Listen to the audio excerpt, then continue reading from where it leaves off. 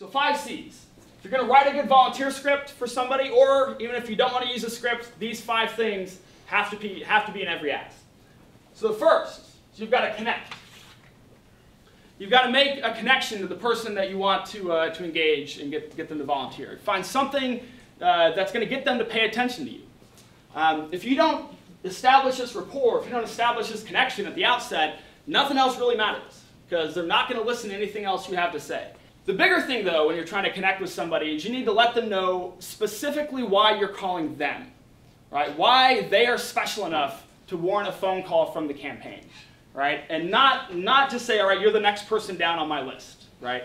Even if they are the next person down on your list, and that's why you're calling them, you don't want to give that impression, right? So, think about who your target is, why is this person being called, and work that into that initial connection. The next part of the ask is the context.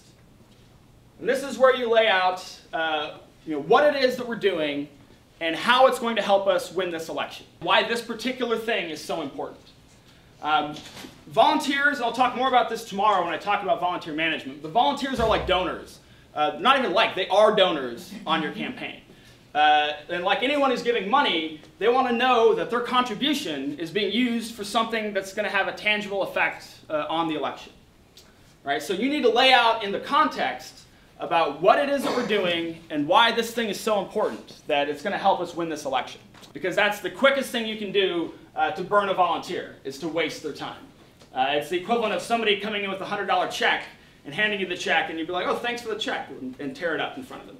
You're wasting their contribution to the campaign right in front of their face. Right?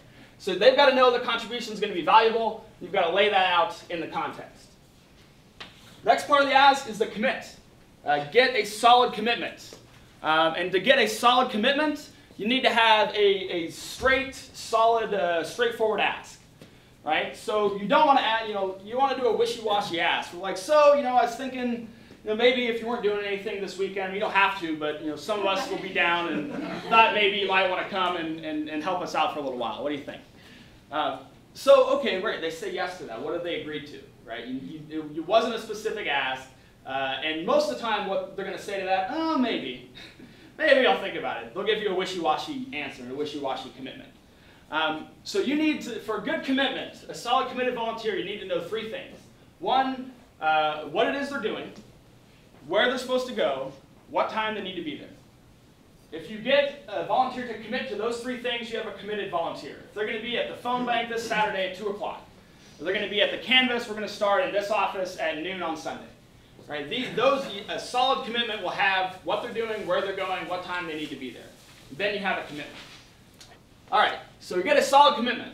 After you get somebody committed, the next step in the C is the catapult. So, everyone knows what a catapult is, right? Old medieval siege technology. You're taking an object and you're hurling it with force and velocity so it can knock down walls, barriers, things that's in its way.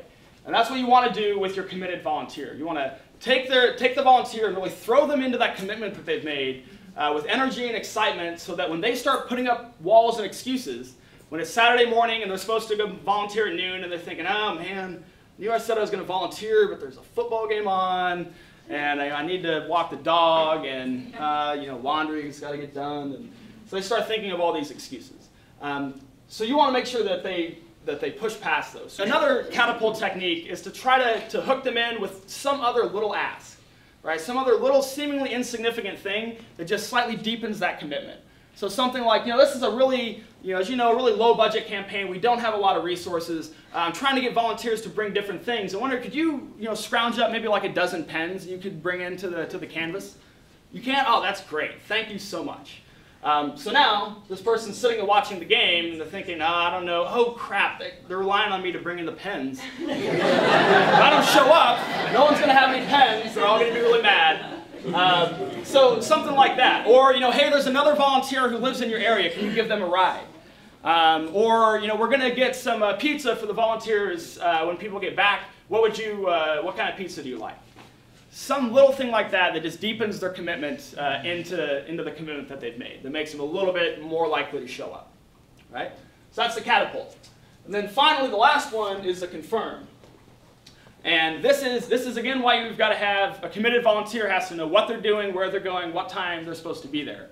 Because the day before anyone is scheduled to volunteer, they get a phone call, a confirmation phone call, just reminding them of what they've committed to volunteer for. And the call doesn't have to be like, hey, just want to make sure you don't forget, like kind of defensive sounding reminder. A better way to do it is just do the kind of cheery update. It's like, hey, I just wanted to give you a call and give you an update on the phone bank this weekend. Thanks so much for agreeing to come and help. It's going to be great. We're going to have 13 people showing up. You're really going to have a big impact on this election. And you were going to bring some pens, right? Great. Thank you so much. I'll see you tomorrow. Right? So just a kind of cheery update, just put it back on the radar screen. Because a lot of times even the best volunteers will honestly forget. But that makes the number of people who show up go up by a huge amount if they all get that reminder call. So these are the 5 C's. You work these into any script, into any ask that you do, and it's going to make those asks a lot more compelling and eventually a lot more successful in all the volunteer recruitment that you're doing.